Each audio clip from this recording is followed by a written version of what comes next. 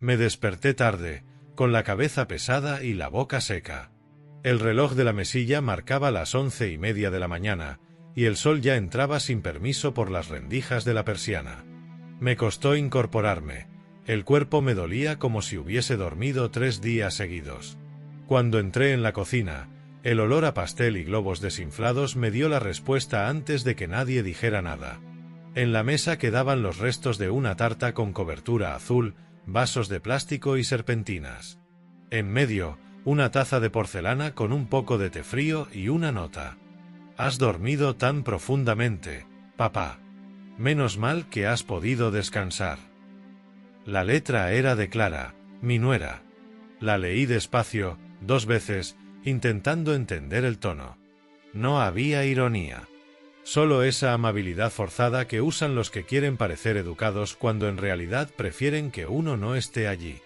Me senté frente a la taza. El té seguía turbio, con un olor extraño, ligeramente metálico. No recordaba haberme acostado tan pronto. Solo recordaba su voz la noche anterior, mientras preparaba la tetera. «Le vendrá bien dormir, don Manuel. Mañana el niño tendrá la casa llena de ruido». No supe por qué entonces me sonó a despedida. Me llevé las manos a la cara. Mi nieto, Diego, cumplía 7 años. Llevaba semanas hablándome de su fiesta, del castillo hinchable, de la tarta de dinosaurios, de cómo quería que yo le ayudara a inflar los globos. Y yo me había dormido. Caminé hasta el salón. Allí estaban los restos del festín, guirnaldas con su nombre, envoltorios de regalos, una piñata rota. En el suelo, una fotografía olvidada. En ella, mi hijo sonreía con su mujer y el niño, rodeados de invitados. Ni rastro de mí. Ni en un rincón. Ni siquiera en el reflejo de un espejo. Me senté en el sofá, con la foto entre las manos. La casa olía todavía a colonia infantil y a vergüenza. Llevaba años viviendo con ellos desde que falleció María, mi esposa. Nunca había sido una carga. Cocinaba, llevaba al niño al colegio, reparaba lo que se rompía. Pero desde que Clara entró en la familia, todo había cambiado. Me decía con esa voz amable suya: «Usted descanse, don Manuel, que ya bastante ha trabajado en su vida». Y yo comprendía lo que realmente quería decir: «No moleste». Aquel día, por primera vez, sentí algo parecido a una ofensa que no grita, pero se clava. No era solo haberme perdido una fiesta, era haber sido borrado. Tomé la taza, la miré contra la luz y supe que aquello no era casualidad. Había dormido demasiado, sí. Pero alguien lo había decidido por mí. El reloj del pasillo dio las 12. Me quedé mirando la nota de Clara, esa frase tan dulce y tan cruel a la vez: «Has dormido tan profundamente, papá». Y pensé, algunos no quieren que los viejos descansemos, sino que desaparezcamos un rato del mundo. Esa mañana, mientras fregaba los restos del desayuno que no había tomado, sentí algo que no sabría describir bien, una mezcla entre tristeza y una calma tensa, como la de quien ya ha visto demasiado para escandalizarse. La casa estaba en silencio. Mi hijo y Clara habían salido con el niño al parque, según decía una nota en el frigorífico. Yo pasé el trapo por la encimera una y otra vez, sin necesidad, solo por no pensar. El olor del té seguía en el aire, dulzón, empalagoso. Me dio náusea. Cogí la taza que había quedado a medio beber. La miré a contraluz, observando el fondo turbio, el leve pozo amarillento pegado a la porcelana. No sé si fue intuición o experiencia, pero supe que ahí había algo más que hierbas. No era la primera vez que veía un sedante. Cuando cuidaba a María, en sus últimos meses, los médicos le daban pastillas para dormir. Esa misma tonalidad beige, ese mismo brillo. Dejé la taza sobre la mesa con cuidado. El corazón me latía despacio, no de ira, sino de decepción. Recordé la primera vez que conocí a Clara. Mi hijo me la presentó en una comida de domingo. Traía un ramo de flores y una sonrisa impecable. Me dio la mano con firmeza, como quien marca territorio. Desde entonces, Cada gesto suyo fue una forma de medir el espacio que ocupaba yo. Primero, cambió los muebles para modernizar. Luego, el horario de comidas para adaptarlo al niño. Y, poco a poco, mis costumbres fueron estorbando. Al principio, no le di importancia. La juventud tiene derecho a organizar su vida, pensaba. Pero lo que no tiene derecho nadie es a borrar la de otro. El cumpleaños de Diego era mi pequeño orgullo. Habíamos comprado juntos las velas, elegido los globos azules, incluso escondido los regalos en el trastero. Me hacía ilusión ver su cara de sorpresa. Pero Clara no soportaba que el niño se aferrara a mí más que a ella. Lo veía en su mirada, en esa mueca de incomodidad cada vez que el pequeño me abrazaba o corría a enseñarme un dibujo antes que a su madre. La noche anterior a la fiesta, mientras yo ayudaba a hinchar globos, ella preparaba té. Recuerdo el sonido de la cuchara al golpear el borde de la taza, rítmico, metálico. «Tome, don Manuel», me dijo, «le vendrá bien dormir. Mañana será un día largo». Yo, confiado, bebí un sorbo. Tenía un sabor raro, pero no quise parecer desconfiado. Después de eso, nada. Solo un vacío negro hasta el mediodía siguiente. No quise contárselo a nadie de inmediato. No soy hombre de escándalos ni de lágrimas. Pero lo que me dolía no era el sueño robado, sino el gesto. No querían que estorbara. No querían que apareciera en las fotos, con mi chaqueta vieja, mis arrugas y mis manos manchadas de años. Querían una familia perfecta, de revista, sin viejos que bostezan ni historias que recuerdan de dónde viene cada ladrillo. Esa tarde, al volver, mi hijo me sonrió como si nada. «Papá, dormiste toda la noche», dijo. Hasta me preocupé. «Ya lo vi», contesté, sin levantar la voz. «Me dejasteis descansar demasiado». No añadió nada. Clara, en cambio, me miró de reojo, tensa, con esa seguridad falsa de quien cree que la mentira ha funcionado. Me encerré en mi habitación. En la mesilla seguía la fotografía del cumpleaños que había encontrado. La puse boca abajo. No podía soportar verla. Mientras el sol caía, empecé a pensar que callar sería igual que aceptar. Y yo ya había callado demasiado en mi vida. Cuando el patrón se quedaba con horas sin pagar, cuando el médico dijo que María no tenía remedio, cuando el banco me cobró por un error suyo. Pero esto era distinto. Esto tocaba lo único que me quedaba, el respeto. Saqué un cuaderno y apunté la fecha, la hora y lo poco que recordaba. Luego envolví la taza en papel de cocina y la guardé en una bolsa. No sabía aún qué haría con ella, pero intuía que la verdad debía comprobarse. Esa noche, por primera vez en mucho tiempo, no recé. No por falta de fe, sino porque sentí que Dios ya había visto suficiente. Antes de dormir, me repetí en voz baja, casi como un juramento. No voy a vengarme. Solo quiero la verdad. La confirmación llegó de la forma más cruel, no por una confesión, sino por un comentario inocente. Una mañana, mientras barría la acera, se acercó la vecina del tercero, doña Pilar, con su andar curioso y su sonrisa de siempre. «Ay, don Manuel, qué bonita la fiesta del niño», dijo. Lo vi todo desde mi ventana. Hasta el payaso parecía de película. Me quedé helado. «¿Y me vio usted por allí?», pregunté, sin levantar la voz. «Pues, no, fíjese. Pensé que estaría dentro. Pero luego vi las fotos que subieron su hijo y su nuera. ¡Qué familia más guapa! Oiga, familia más guapa». Aquellas palabras se me clavaron como un alfiler bajo la piel. No estaba en las fotos porque no querían que estuviera. Me habían dormido para no estropear la imagen perfecta. Volví a casa con una mezcla de vergüenza y lucidez. Me senté frente a la taza envuelta en papel y la miré largo rato. No podía acusar a nadie sin pruebas, pero tampoco podía seguir callando. Esa tarde pedí cita en el ambulatorio. Le expliqué al médico que sospechaba haber tomado algo. Me miró con prudencia, quizás pensando que eran imaginaciones de viejo. pero accedió a hacerme análisis. Si hay rastros de sedantes, saldrán, me dijo. 3 días después, el resultado me dio la razón. En mi sangre había trazas de un hipnótico, el mismo que se usa para dormir a pacientes nerviosos. Guardé el informe en una carpeta junto al resto de mis papeles. No sentí rabia, ni siquiera alivio. Solo una especie de cansancio antiguo, de esos que pesan más que los años.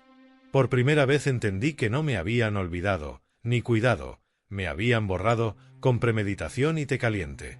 Y en ese momento supe que no iba a gritar, ni a discutir.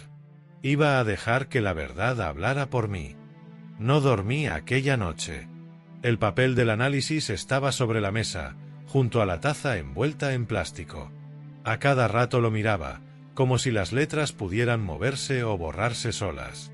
Pero ahí seguía, presencia de benzodiazepinas en sangre. Palabras frías, exactas. Lo único exacto de toda aquella farsa. Podría haber ido directamente a la policía, o haber gritado la verdad en mitad de la calle. Pero no a mi edad uno aprende que la dignidad no se defiende a voces, sino con pasos firmes y sin prisa. Los días siguientes fingí normalidad. Desayunaba con ellos, saludaba a Clara con educación, recogía a Diego del colegio.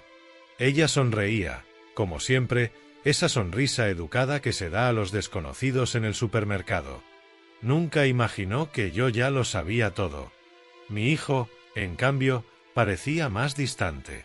Quizás notaba algo, esa tensión silenciosa que se cuela entre las paredes como una corriente fría. Una tarde, cuando Clara salió a hacer la compra, subí al piso de arriba, donde guardaban la cámara de seguridad del pasillo. Yo mismo la había instalado años atrás, cuando los niños eran pequeños y se caían de la cuna. Ella nunca se molestó en aprender a usarla. Me costó un rato dar con la fecha exacta, pero cuando lo conseguí, el corazón me dio un vuelco. Ahí estaba, ella en la cocina, vertiendo el polvo blanco en la taza, removiendo con calma, mirando a su alrededor. Luego, su sonrisa mientras me la servía. Me quedé quieto frente a la pantalla, sin respirar. No sentí odio. Sentí algo peor, lástima. Lástima por la mezquindad de quien necesita silenciar a otro para brillar. Copié el fragmento en una memoria USB. La guardé junto al análisis médico. Luego, respiré hondo. Aquel era mi escudo, no mi arma. Esa noche cenamos los 3. Diego jugaba con sus coches en el suelo, mi hijo hojeaba el periódico y Clara servía la sopa. «Papá, ¿te encuentras mejor estos días?», preguntó, con su voz melosa. «Mejor que nunca», contesté, mirándola fijamente. «Ya duermo sin ayuda». La cuchara se le quedó suspendida un instante. Bajó la mirada y siguió comiendo. No dijo nada más. Al acostarme, pensé en lo fácil que habría sido hacer una escena, lanzar acusaciones, exigir justicia inmediata. Pero la rabia es un fuego corto. Yo quería una verdad que ardiera despacio y sin ruido, hasta que no quedara duda. Durante los días siguientes, me dediqué a observar. Anotaba horarios, gestos, miradas. No por paranoia, sino por método. Cada detalle era una pieza del puzzle. Cada silencio, una confirmación.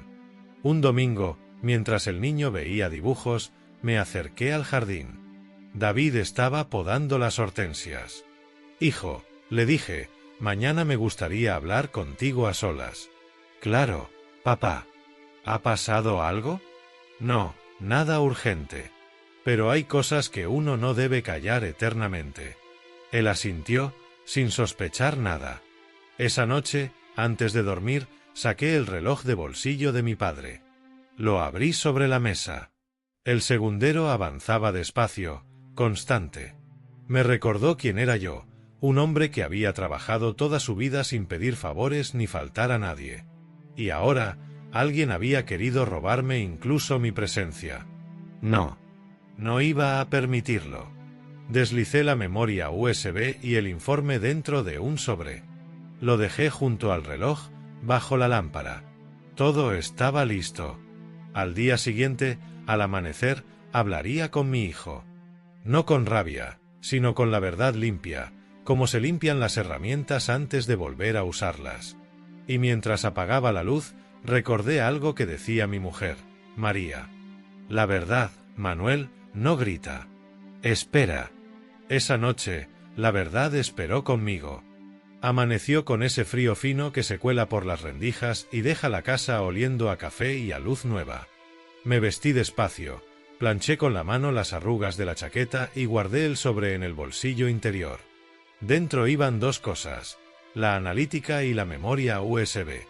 No llevaba más armas que esas y la paciencia. Escuché a Diego correr por el pasillo. Se detuvo en la puerta de mi cuarto con la cara aún tibia de sueño. «Abuelo, ¿me ayudas luego con el cole?», preguntó. «Claro, campeón», le dije y le besé la frente. «Hoy haremos los deberes después de merendar». Bajé a la cocina.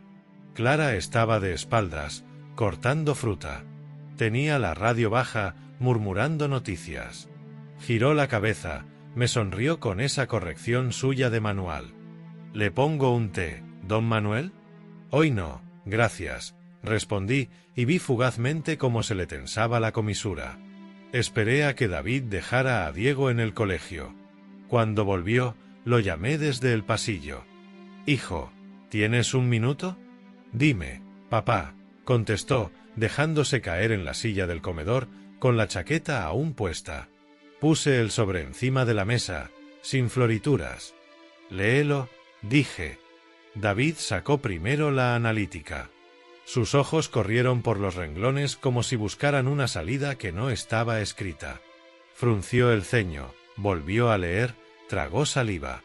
Luego cogió la memoria. «¿Qué es esto?». «Un trozo de la semana pasada». «Cocina». 11:15 de la noche. No dijo nada. Fue al despacho, conectó el USB, desde la puerta vi el reflejo de la pantalla en sus gafas. Tardó menos de lo que dura un Padre Nuestro. Regresó pálido, con una respiración corta, desconocida. «¿Desde cuándo lo sabes?». «Desde el primer descansa, papá», respondí, sin dureza. Pero necesitaba estar seguro. Guardó silencio. Se pasó la mano por la cara, como si quisiera borrarse la vergüenza con los dedos. «¿Se lo has enseñado a alguien?». «A nadie. Esto es asunto de familia». Se apoyó en el respaldo, miró el techo, exhaló despacio. «Voy a hablar con ella ahora mismo». «No. Primero, escucha», le pedí. «No he venido a pedir castigo. Vengo a poner la verdad sobre la mesa para que nadie vuelva a decidir por mi presencia. Después, lo que haga será cosa tuya». Asintió. Se levantó y llamó a Clara. Tardó en bajar. Cuando entró, llevaba aún el delantal y la mirada de hierro. Era esa mirada que finge no saber, que se prepara para el teatro.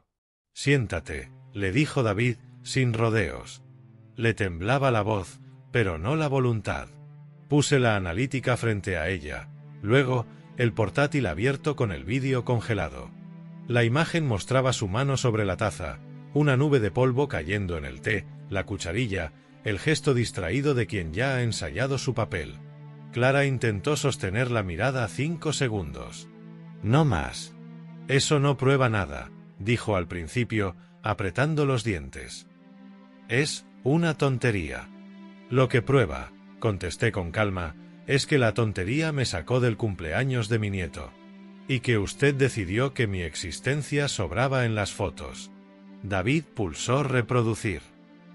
Se escuchó el sonido hueco de la cucharilla contra la porcelana, el agua rondando la tetera, mi sombra entrando en la cocina. Cuando el clip terminó, nadie habló. Solo se oyó el reloj del comedor marcando un minuto que pesó como un año. «¿Qué has hecho, Clara?», preguntó mi hijo por fin, con la voz más baja que nunca, rota por dentro. «¿Qué has hecho?».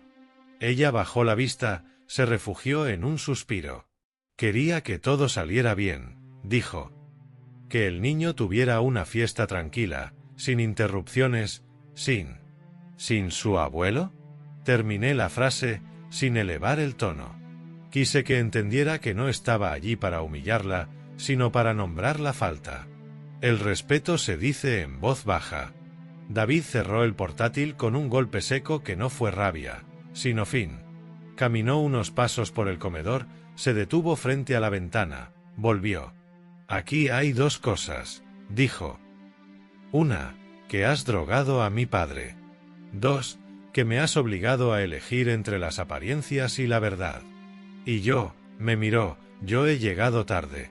Fue un golpe silencioso, la primera vez que le oí reconocerse culpable por omisión. Ese fue el pequeño giro que no esperaba. Su vergüenza no era un teatro, era aprendizaje. Clara intentó cambiar de táctica. «Podemos hablarlo. No hace falta dramatizar. Nadie ha salido herido». «Yo sí», le contesté. «Puede que no lo veas, porque los viejos sangramos por dentro. Pero me quitó algo que no se repone, el tiempo en los ojos de mi nieto».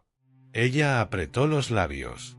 Miró a David, buscando un salvavidas. No lo encontró. «Vas a pedirle perdón a mi padre y a Diego», dijo él. «Hoy. Y después te vas a ir a casa de tu hermana unos días. Necesito pensar qué vida quiero enseñarle a nuestro hijo». Clara abrió la boca, sorprendida por un David que nunca había visto. «¿Y tú?», me preguntó él, girándose hacia mí.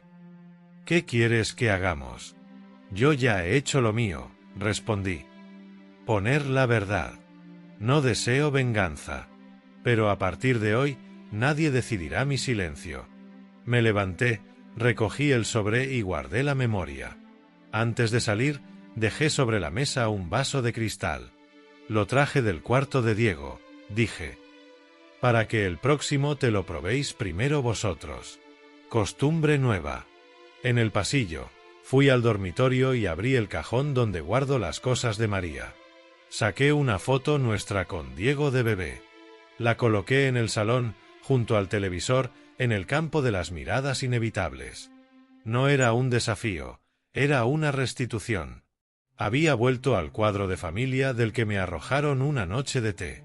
Por la tarde, Clara subió al cuarto del niño. Yo la oí desde el pasillo. «Diego», decía, con la voz hecha un hilo, «ayer el abuelo no estuvo porque mamá hizo algo mal». El pequeño respondió algo que me dejó clavado en el suelo. «Entonces hoy que esté mucho, ¿vale?». Me apoyé en la pared y cerré los ojos. A veces la justicia llega con palabras de 7 años. Cuando se hizo de noche, David bajó al taller y se sentó conmigo. El olor a aceite y a madera nos acompañaba, como siempre. «Gracias», dijo, sin mirarme. «Por no convertir esto en una guerra». «Las guerras pierden a los niños», respondí. «Y a los viejos nos roban la memoria». Dejó sobre la mesa las llaves del coche de Clara. «Se irá mañana. Y yo me ocuparé de que esto no vuelva a pasar. Ocúpate de que nos veamos en cada foto», le dije. «No por la imagen, sino por el lugar que a cada uno le pertenece». Esa noche, antes de acostarme, abrí el reloj de mi padre. Tic, tac. Un sonido obstinado, igual al primer día. Pensé que mi verdadera palanca no habían sido los papeles ni el vídeo, sino el tiempo. El tiempo de callar, el tiempo de precisar, el tiempo de poner delante lo que otros escondieron. Apagué la luz con una certeza limpia. Al día siguiente llegaría la confrontación. No habría gritos. Habría, por fin, límites. Y en esa frontera, mi nombre volvería a estar escrito donde corresponde, en la silla del abuelo, al lado del niño, frente a la tarta. El día amaneció limpio, con un frío que hacía crujir los cristales. A mediodía, David me pidió que no saliera del taller. «A las 6, en el salón», dijo. No pregunté. Pasé la tarde ordenando destornilladores, engrasando bisagras y dejando el reloj de mi padre abierto, marcando un tic-tac que me ayudaba a respirar. A las 6 menos cuarto apareció doña Pilar, la vecina del tercero. Traía una bandeja con magdalenas y una mirada de incómoda curiosidad. David la había llamado, mejor que haya testigos por si nos perdemos en las palabras, me explicó luego. No era para exhibir a nadie, Era para que la verdad no volviera a ser una opinión. A las 6 en punto entramos en el salón. David se situó de pie, junto al mueble, yo me senté en la esquina del sofá, con las manos sobre las rodillas. Doña Pilar ocupó la silla de Enea, tiesa como un farol.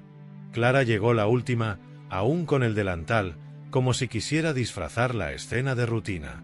«Siéntate, por favor», dijo mi hijo. Ella obedeció, cruzando las piernas. Miró a doña Pilar, sorprendida. «¿Hace falta?» «Hace falta», respondió David, sin levantar la voz. «Hoy no se discute, hoy se aclara». Puso sobre la mesa dos cosas, la analítica y el portátil. No hizo discurso. Simplemente abrió el vídeo. El salón se llenó del sonido de aquella noche, el agua hirviendo, la cucharilla contra la taza, el susurro del té vertido. En la pantalla, la mano de Clara, segura, soltando el polvo, después, su sonrisa cuando me extendía la taza. Nadie habló. En la pared, el reloj grande dio 2 campanadas y el eco pareció cortar el aire. «Clara», dijo David al fin, mirándole fijo. «¿Qué es esto?» Ella tragó saliva. Se recogió un mechón detrás de la oreja, gesto aprendido. Sonrió sin enseñar los dientes. Un vídeo manipulado. Podría ser azúcar. O manzanilla en polvo. No sé, la voz se le quebró 1 milímetro. Además, él mismo dijo que dormía mal. «Lo que se ve es lo que hay», intervino doña Pilar, con esa franqueza de portal que no negocia. «Eso blanco no es laurel». No era necesario el comentario, pero agradecí su presencia. Detener la niebla de excusas exige aire fresco. David dio la vuelta a la analítica. «Aquí dice benzodiazepinas. En su sangre, el día después del cumpleaños de nuestro hijo». Clara apretó los labios. Por un instante, la máscara se le aflojó y apareció lo que siempre sospeché: miedo, no maldad. Luego volvió a armarse. «Quería que el niño tuviera una fiesta tranquila», dijo, casi en un suspiro. «Las fotos, la gente. Usted a veces se pone nervioso, don Manuel, y pregunta, y corrige. Yo solo. ¿Solo decidió por mí?», pregunté, sin acritud. ¿Solo me quitó de la mesa para que la foto saliera bonita? La pregunta quedó flotando. Yo no buscaba humillarla, quería que oyera su propia frase y entendiera el tamaño que tenía. David cerró el portátil despacio. Se frotó la cara, como si el cansancio se le hubiera pegado a la piel durante años. «Papá no va a decir nada más», anunció. «Ya lo ha dicho todo cuando vino con las pruebas y sin gritar. Me toca a mí». Respiró hondo. «Clara, has cruzado una línea que en esta casa no se cruza. Has drogado a mi padre. Has dejado a nuestro hijo sin su abuelo el día de su cumpleaños. Y a mí me has arrinconado entre las apariencias y la verdad». Clara se llevó la mano al pecho. «Estáis exagerando. Era por el bien de todos». «No», respondí. «Era por la paz de una foto. Y la paz que se compra con un sedante es silencio, no paz». Doña Pilar carraspeó, como quien sella un acta. «Yo he visto muchas fiestas desde mi ventana», dijo. «Las mejores no salen perfectas, salen con todos». David asintió. Se acercó a Clara, se agachó a su altura y habló bajito, pero de forma que todos lo escucháramos. «Le vas a pedir perdón a mi padre y a Diego. Hoy. Y te vas a ir unos días con tu hermana. No es un castigo, es un límite. Si quieres volver, tendrás que entender que aquí no se borra a nadie para que brille nadie». Clara apretó los puños. Buscó mi mirada, quizá esperando clemencia que confundiera las cosas. «¿Está satisfecho, don Manuel?», escupió, con una mueca. «¿Ha conseguido lo que quería?». «Yo no quería esto», dije. «Quería estar en la mesa. Como estoy ahora». Señalé el borde de la mesa, donde David había colocado, sin darse cuenta, mi reloj abierto y una taza vacía. Quería oír a mi nieto soplar las velas. Quería, en todo caso, que si me quedaba fuera, fuese por decisión mía, no por un polvo en el té. Por primera vez, su mirada se ablandó. Un hilillo de vergüenza le cruzó los ojos. «Lo siento», susurró. «De verdad que lo siento». «Dígaselo a él», indicó David, señalando la escalera. «Está en su cuarto. Y luego haga la maleta». Clara se levantó. Pasó a mi lado. Rozó la mesa con la cadera y estuvo a punto de volcar la taza vacía. «Déjela», dije. «Esa taza se queda aquí. Será un recordatorio. El te lo servimos entre todos, y el primero en probarlo es quien lo ofrece». Subió sin más. Se oyó el crujido de los peldaños y un minuto después, la voz de Diego, limpia, preguntando «¿Por qué lloras, mamá?». Me dolió el pecho, pero el dolor venía con un orden nuevo. La casa había recuperado su plano. Doña Pilar se levantó. Me puso la mano en el hombro. «Si necesita algo, ya sabe dónde estoy. Y si algún día quieren una foto decente, yo tengo buen pulso», bromeó, para despegar la tensión. «Gracias, vecina», dije. David me miró de frente. «He fallado, papá». «¿Has llegado?», corregí. A veces llegar a tiempo es llegar ahora. Nos quedamos un momento en silencio. El reloj del salón y el de mi bolsillo compitieron en tics. Luego, David colocó la analítica y el USB dentro de una funda transparente y la guardó en el cajón de los papeles importantes. «No para usarlos contra nadie», aclaró, «sino para que no se olviden los límites». Cuando Clara bajó con una maleta pequeña, traía los ojos hinchados y la voz gastada. «Diego, dile al abuelo que», empezó. «Ya me lo dirás cuando vuelvas», la interrumpí. «Aquí no cerramos puertas, pero las cerraduras están engrasadas». Abrió la boca para decir algo, pero se contuvo. Salió sin portazos. La puerta, sin embargo, sonó a final. Esa noche, cenamos tortilla y ensalada. 3 platos, 3 sillas. David brindó con agua. «Por las fotos que no engañan», dijo. «Y por el té que se bebe despierto», añadí. Diego rió, sin entender del todo, y me pidió que le contara cómo se afilan los cuchillos. Lo hice. La vida volvió a tener el sonido correcto, el de una casa donde nadie duerme a nadie. Antes de acostarme, puse la taza vacía en la vitrina, junto a la foto de María y la primera pulsera del hospital de Diego. No como trofeo, sino como aviso. El reloj de mi padre siguió su curso, obstinado. La confrontación había terminado sin gritos, con fronteras claras. No había vencedores, había una casa que volvía a ser habitable. Los días después de la confrontación fueron extraños. En la casa se respiraba una paz nueva, pero una paz frágil, como la superficie de un estanque recién calmado. Clara se marchó esa misma noche a casa de su hermana, con una maleta ligera y una mirada de sombra. Nadie la detuvo. Ni siquiera Diego lloró, solo preguntó: «¿Mamá se ha ido porque estaba triste?».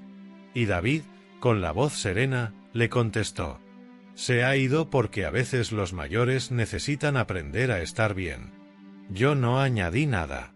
Los niños entienden la verdad cuando se dice sin adornos. Las mañanas volvieron a tener su ritmo. David salía al trabajo, Diego al colegio, y yo me quedaba en la cocina preparando el almuerzo. El olor del café llenaba la casa, esta vez sin tensión. En el silencio de esas horas, sentía que cada rincón recuperaba su sitio, su aire, su medida. Clara llamó al tercer día. No pidió volver, al menos no aún. Lloró por teléfono y me pidió perdón. No sé qué me pasó, don Manuel. Solo quería que todo saliera perfecto. Perfecto no existe, le dije. Solo existe hacerlo bien, aunque se vea torcido. No la juzgué. A su manera, entendí que también era víctima de algo más grande, ese miedo moderno a la imperfección, a que la vida real no quepa en una foto. Pasaron las semanas. David se volvió más atento, más presente. Me pedía consejos sin vergüenza. A veces bajaba al taller y se quedaba mirando cómo engrasaba una cerradura. ¿Por qué sigues guardando la taza?, me preguntó un día. Para recordar que hasta las cosas más pequeñas pueden enseñar, respondí. Cada vez que la veo, me acuerdo de que el respeto no se discute, se practica. Diego, por su parte, parecía entenderlo todo a su manera. Cuando me veía con una taza de té, sonreía y me decía: «Abuelo, deja que lo pruebe yo primero». Y ambos reíamos. Ese gesto, inocente y limpio, era mi mejor reparación.